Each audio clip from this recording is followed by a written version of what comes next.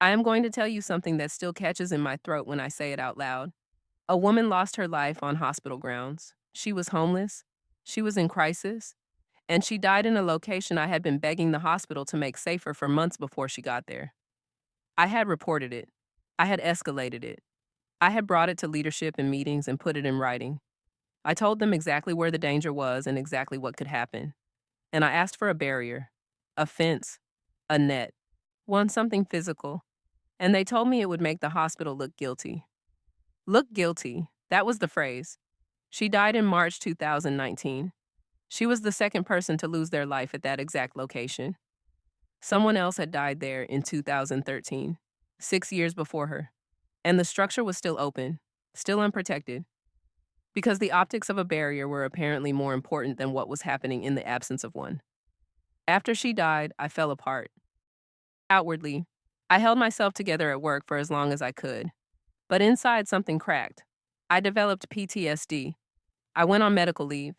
And when I tried to come back, I discovered that my position had been quietly eliminated while I was gone.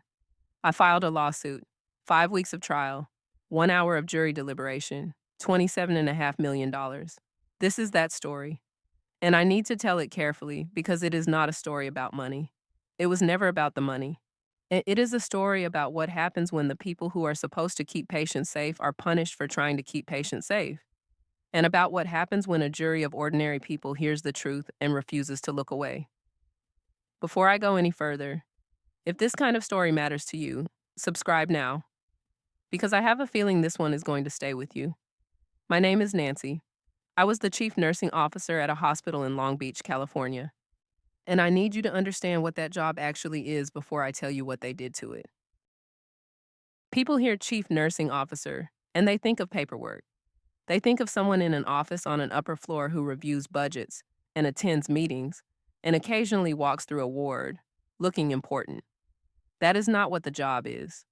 Or at least, it is not what I understood the job to be when I accepted it in April 2018 at St. Mary Medical Center in Long Beach. The chief nursing officer is responsible for patient safety across the entire facility. Every ward, every procedure, every protocol, every piece of equipment that touches a patient. When something goes wrong, really wrong, the kind of wrong that ends in a lawsuit or a tragedy, the CNO is the person who was supposed to have seen it coming, whose job it was to prevent it. I took that responsibility seriously. I took it the way I have taken every responsibility in my career, not as a role to perform, but as a real obligation to real people. Because the patients in that hospital were not abstractions. They were elderly people and people in crisis and people recovering from surgery and people who had no one else in the world to look out for them inside those walls except the staff. I am the staff. So when I saw something dangerous, I said so. Clearly, in writing, to anyone who had the authority to do something about it. That is not a personality flaw. That is not insubordination. That is the job. What I could not have anticipated, what I genuinely or naively did not see coming, was that the institution that hired me to do that job would decide, somewhere along the way, that the job was more convenient without someone actually doing it. I want to walk you through what I found at that hospital because I think some people will hear patient safety concerns and picture bureaucratic nitpicking, compliance tick boxes, the kind of thing that generates memos but doesn't actually matter. What I found was not that. The first thing was the parking structure. Within weeks of starting, I learned about the 2013 incident, a patient safety tragedy that had occurred at that location years before I arrived. One, it should have been resolved by then. 5 years had passed. The structure had not been modified. There was no protective barrier, no fencing, no net. Nothing to prevent what had already happened once from happening again. I raised it in meetings, in written communications. I proposed solutions. At one point, and this is the detail that still makes me feel something I don't quite have a word for, I offered to fund the safety barrier myself, out of my own pocket, because I wanted it done and I was willing to pay for it if the hospital wouldn't. Leadership declined. If we put up a barrier, it looks like we know there's a problem. That sentence was said to me. In some form, in some meeting, it was said. The optics of acknowledging the danger were considered worse than leaving the danger in place. The second thing was the equipment. And this is where I want you to really pay attention, because this one hits differently when you understand what these machines actually do. Anesthesia machines were being used past the manufacturer's stated end of life, when these are the machines that keep patients unconscious and breathing during surgery. They were operating beyond the date the manufacturer had certified them as safe. Defibrillators, the devices that restart a heart that has stopped, were in the same situation, past end of life, still in use, because the budget didn't allow for replacement right now. I reported this, I documented it. I pushed for replacement. I was told to be patient. And then a tube in one of those anesthesia machines burst during a pre-use check, before a procedure, before a patient was connected to it. The machine had been operating past its certified safe date. The burst was physical, undeniable evidence that the equipment was failing. The other machines of the same type were still in use the next day. I reported unsterilized surgical instruments. I reported staffing patterns that put patients at risk. I reported over and over the kind of systemic failures that experienced nurse executives recognize not as individual incidents but as a pattern, the kind that compounds quietly until it produces a catastrophe that surprises everyone except the person who had been raising the alarm for months. I was that person. And I was learning slowly and then very quickly that raising the alarm was not appreciated.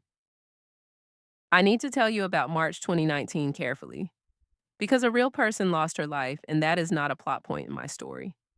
She was someone's daughter, someone's person, a woman whose life ended at a location I had been trying to get fixed for months. I was not there when it happened. I arrived after law enforcement had already secured the scene.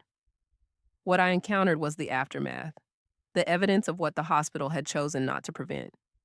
I had been reporting that location for months. What happened inside me in that moment is difficult to describe with precision. It was not a single emotion. It was something more like a convergence. Grief and rage and a very specific, very irrational guilt that I think only people who have tried to prevent something and failed to prevent it will fully recognize. The guilt was irrational. I know that. I had done everything I was supposed to do. I had reported. I had escalated. I had offered to pay for the fix myself. I had put it in writing. And yet, she was gone, and the barrier wasn't there. In the weeks that followed, I did not fall apart at work. I am a nurse. I have spent my career in environments that require you to hold yourself together when everything in you wants to come undone. So I held. I kept working. I kept reporting. I kept showing up. But something had broken. I could feel it. A specific, quiet breaking that I didn't yet have language for.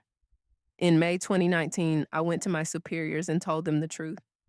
That what had happened in March had affected me more than I had let on. That I needed help.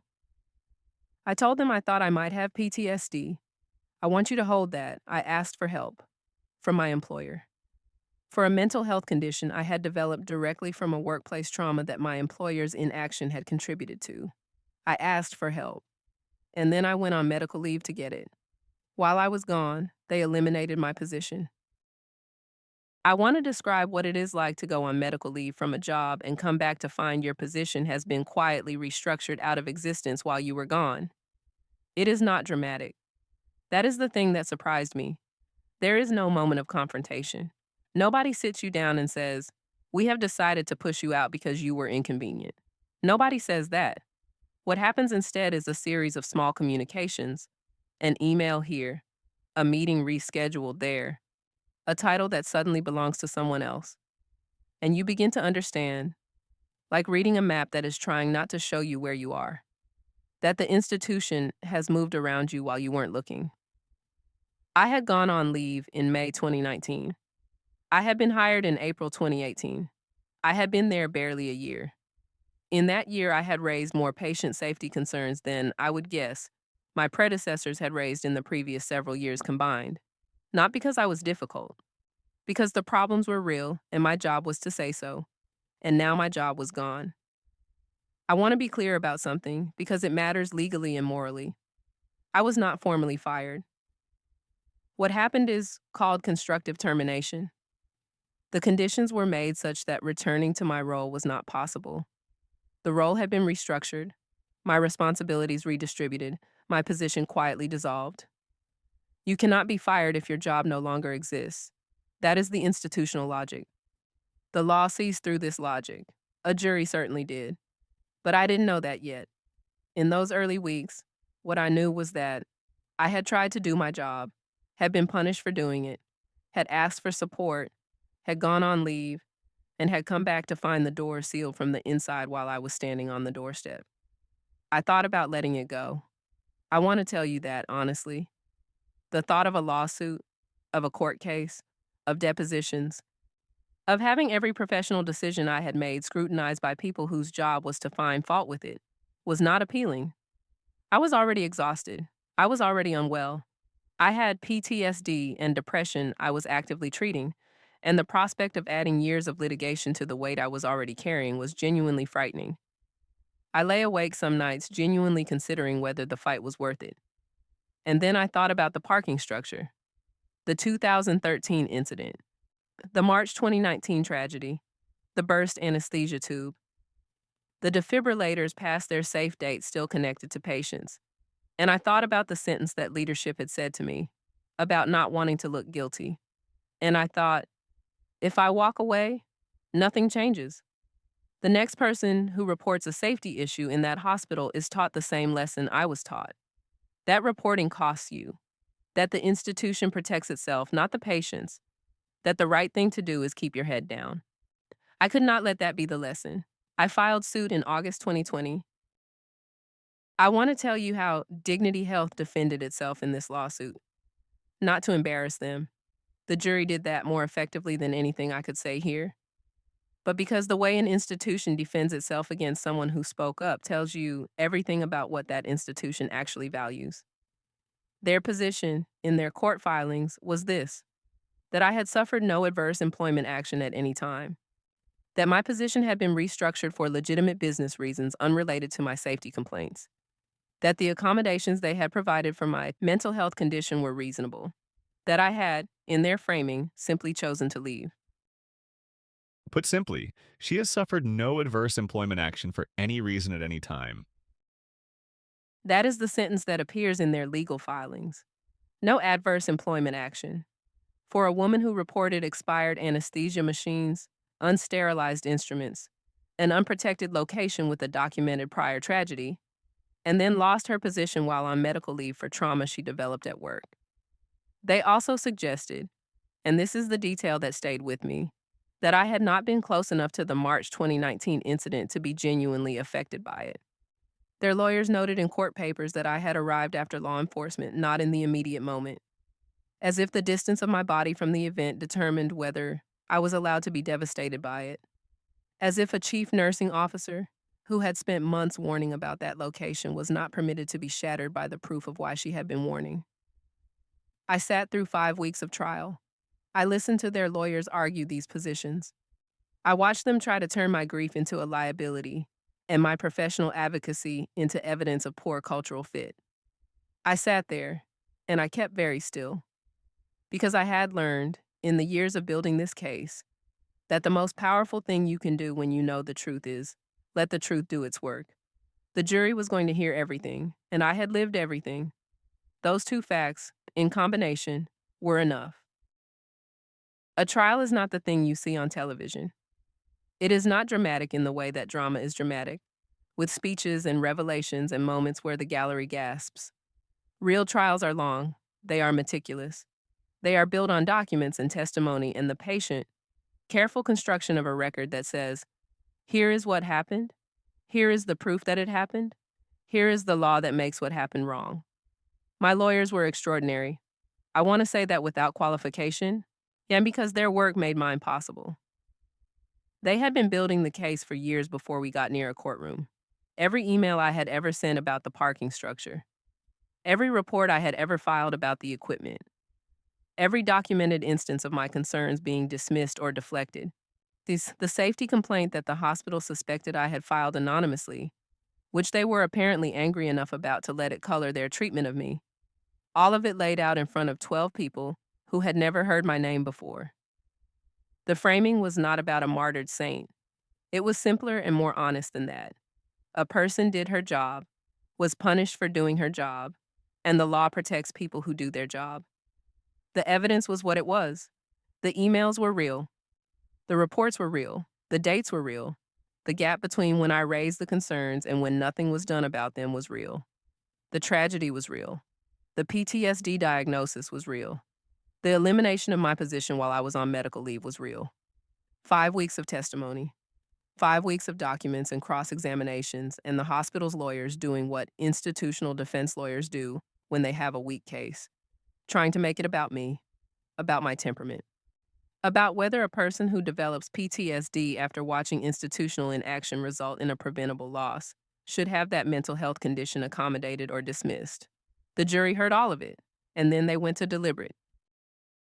I need to tell you about the deliberation, because when you have sat through 5 weeks of trial, when you have given years to building a case, given your health to the underlying trauma, given your career to the act of speaking up, the deliberation is the moment everything has been pointed toward, and you have no control over it. You sit outside and you wait, and you try not to read meaning into time because nobody actually knows, and the waiting only makes you more anxious. The jury went in. 1 hour later, they came back, unanimous, on every cause of action, every single one. We, the jury, find in favor of the plaintiff. $27.5 million. $5 million in economic damages. The wages and benefits and career trajectory that had been taken from me. $22.5 million in compensatory damages. The emotional toll, the PTSD, the years of carrying this, the particular suffering of a person who tried to do the right thing and was punished for it by an institution that had the resources to wait her out.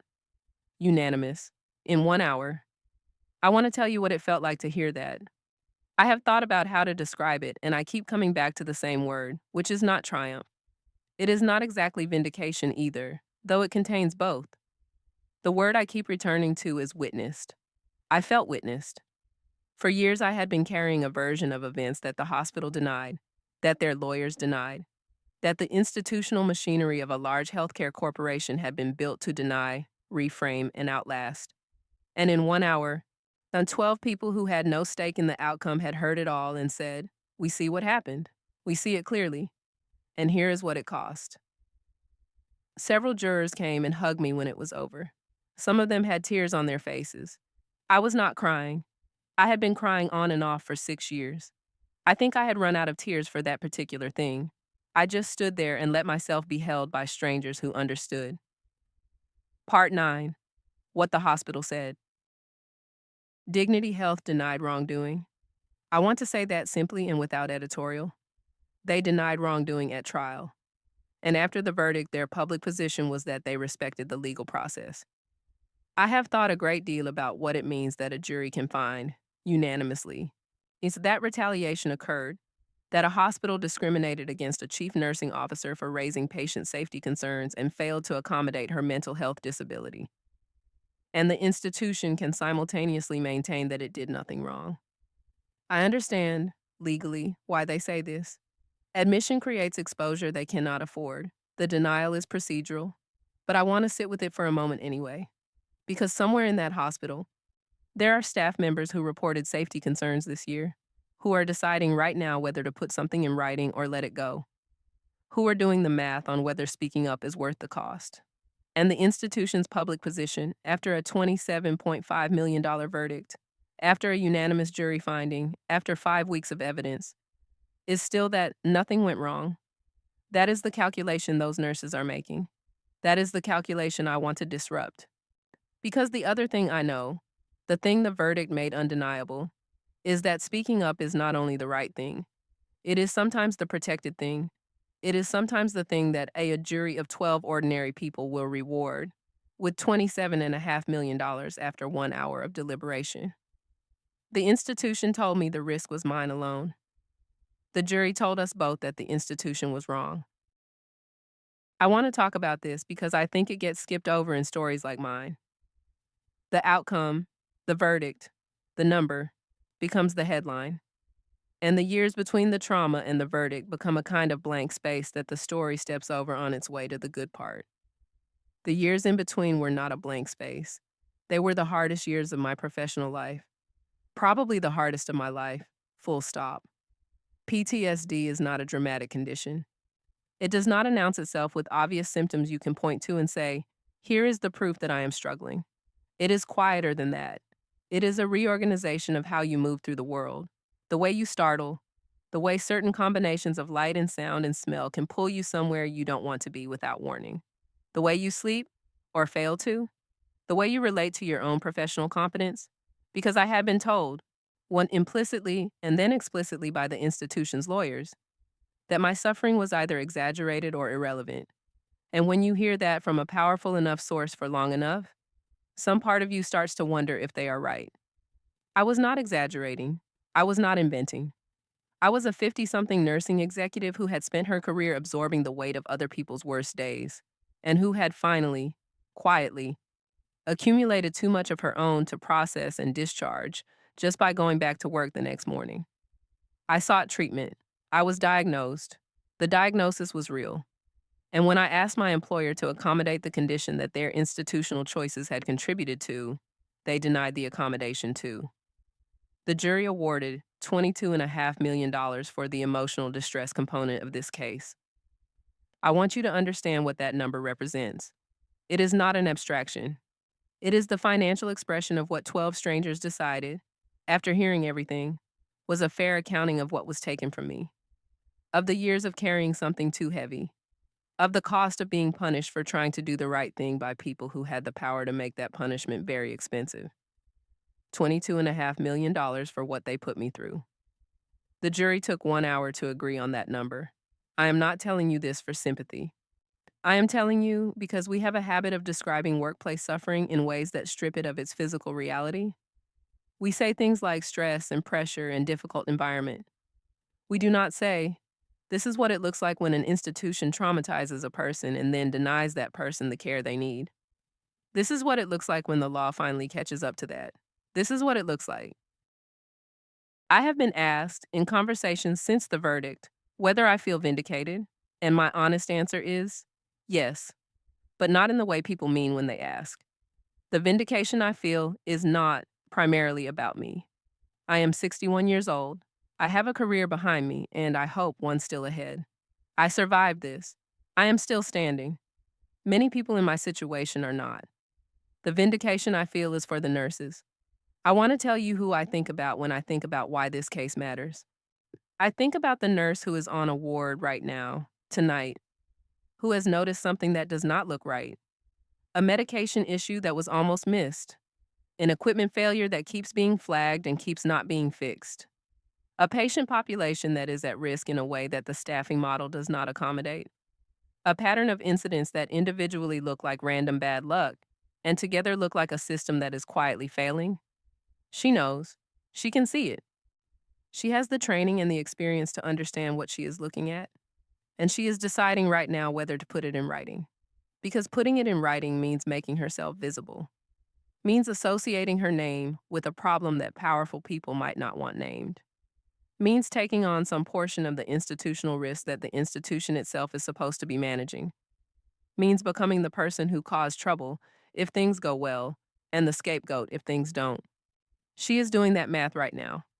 What I want her to know, what I need her to know, is that the law exists to protect her, that the verdict in my case is a precedent, that when an institution retaliates against someone for raising legitimate safety concerns, there is a legal framework designed to make that retaliation expensive, that she is not alone in that calculation, even when she feels completely alone.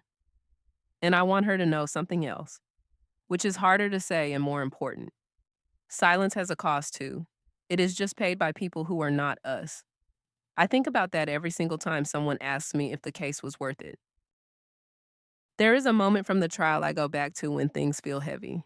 It was during the presentation of evidence. My lawyers were walking the jury through the timeline, the safety reports, the dismissed concerns, the equipment failures, the tragedy, the medical leave, the position elimination. All of it in sequence, all of it documented. I was sitting at the plaintiff's table, watching the jury watch the documents, and there was a moment, I could not tell you exactly which document it was, which email or report or date, when I watched a juror's face change. What, just slightly? The change that happens when someone who has been processing information as information suddenly processes it as something that has weight and meaning and human cost. He looked over at me. I looked back, and I thought, he gets it. He actually gets it. That is the moment I returned to. Not the verdict, not the number, not even the jurors who held me afterward. That moment when I looked at a stranger across a courtroom and understood that the truth had landed. That somebody who owed me nothing had heard what happened and understood why it mattered. That is what justice actually feels like from the inside. It is not a big number. It is a face, recognizing. I have had time in the years since all of this started and the months since it resolved to think carefully about what this experience taught me. Not the abstract lessons, the ones that read well as a list and dissolve the moment you actually need them. The real ones, the ones that live in my body. The first is that speaking up inside an institution is not the same as speaking up to an institution. When you raise concerns internally, when you put them in writing and escalate through proper channels, you are not threatening anyone. You are doing the job you were hired to do. The fact that an institution responds to that as a threat tells you something very important about the institution. It tells you that its primary concern is not what you thought it was. The second is that documentation does not protect you from retaliation. I want to be honest about this because I think people believe that if they keep good records, they are somehow insulated from consequences. They are not. Documentation protects your legal case. It does not protect your job. Dignity Health still eliminated my position, still failed to accommodate my disability, still spent 5 weeks in a courtroom trying to prove that none of it happened. My emails existed throughout all of that. Documentation is the foundation of accountability. But accountability is not guaranteed. It has to be fought for. The third is about mental health, and it is the one I feel most strongly about. If you work in healthcare, in any environment where you absorb the pain of other people as part of your daily labor, you are not exempt from the effects of that absorption. Your training does not make you invulnerable. Your title does not. Your decades of experience do not. Asking for help from your employer is not weakness. It is not professional liability. It is a legally protected act in California and in most jurisdictions with meaningful employment protections. They punished me for asking for help. The jury punished them for that. The fourth thing I know is this. Some institutions respond only to litigation. They do not respond to internal advocacy. They do not respond to emails. They do not respond to meetings or reports or carefully worded escalation paths. They respond only to the thing that makes ignoring the problem more expensive than addressing it. I wish it were different. I spent years believing in the internal process. It did not work. What worked was 5 weeks in a courtroom and 1 hour of jury deliberation. I do not want every nurse who sees a problem to have to go through what I went through. That is not a sustainable model for patient safety. But I do want every nurse who sees a problem to know that if the internal process fails, there is another one, and it has 27.5 million reasons to be taken seriously.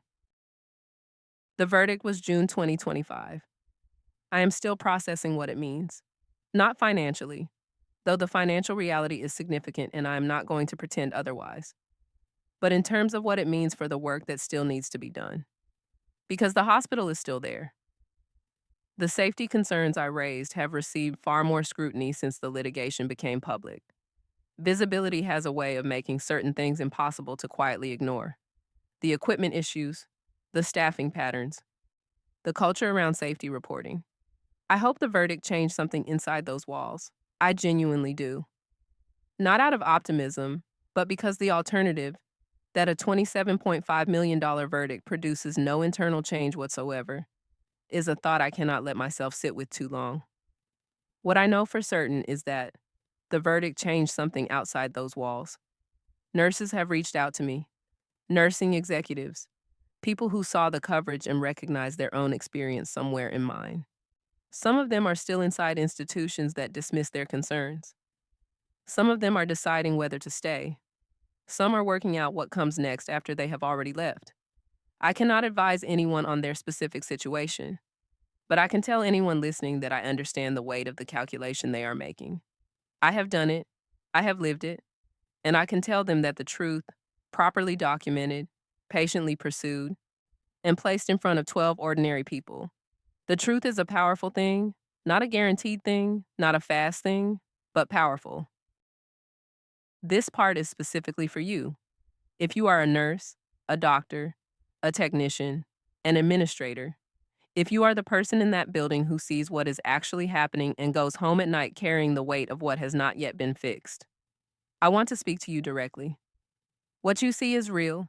If the pattern looks wrong to you, it probably is wrong. Trust that instinct. You were trained to trust it. Document everything, date it, send it in writing whenever possible. Keep personal copies of anything you send through official channels. Not because you are planning a legal case, because records are what separate memory from evidence. Know your protections.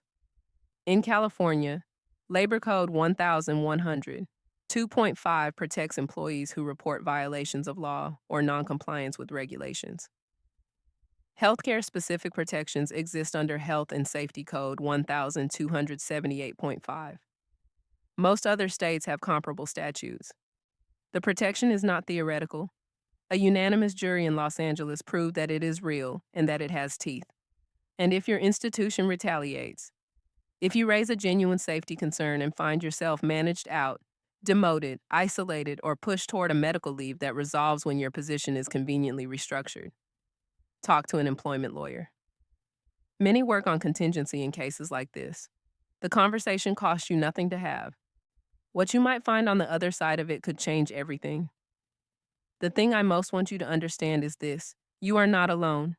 There are laws written specifically because people before you went through what you are going through and decided it should not be allowed to stand. There are lawyers who built their careers defending people in your position.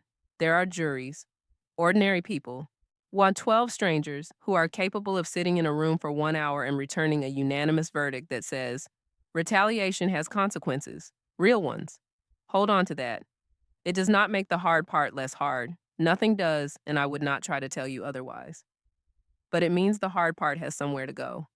And for anyone out there who raised their hand once, who wrote the report, sent the email, sat in the meeting and said the thing that nobody wanted to hear, and then watched leadership decide that protecting the institution's image was more important than protecting the people inside it. I see you. I am you. And $27.5 million worth of 12 strangers saw us both. Let me end where this story began. A woman lost her life on hospital grounds in March 2019. It was the second time a tragedy had occurred at that location. I had been asking for a safety barrier for months. I had offered to pay for it out of my own pocket. The answer was no, because of how it would look. She was gone. I fell apart. I asked for help. My position disappeared. I filed a lawsuit. 5 weeks, 1 hour, $27.5 million. And several jurors held a 61-year-old nursing executive in a courtroom in Los Angeles and wept. Not because of the number, because of the story, because of what it means when a person spends years doing the right thing, and the institution she was trying to protect spends those same years trying to convince the world that she was the problem. They heard it. They saw it. They decided. And I walked out into the California sunshine with the particular quiet feeling of someone whose truth has finally been received. If this story moved you, if you work somewhere that makes you feel like speaking up is a risk you cannot afford, I want you to know that the law exists for you too. It is imperfect. It is slow. It will demand a great deal from you while it works. But it is there. Your concerns are real. Your observations matter. Your name on a documented safety report is worth protecting. Don't let anyone tell you otherwise. Now subscribe to Office Confession for more stories. From hospital wards, boardrooms, warehouse floors, and everywhere in between, where real people are making impossible choices and sometimes, against the odds, winning. I will see you next time. Speak up, write it down, and know that somewhere out there, 12 strangers might be on your side.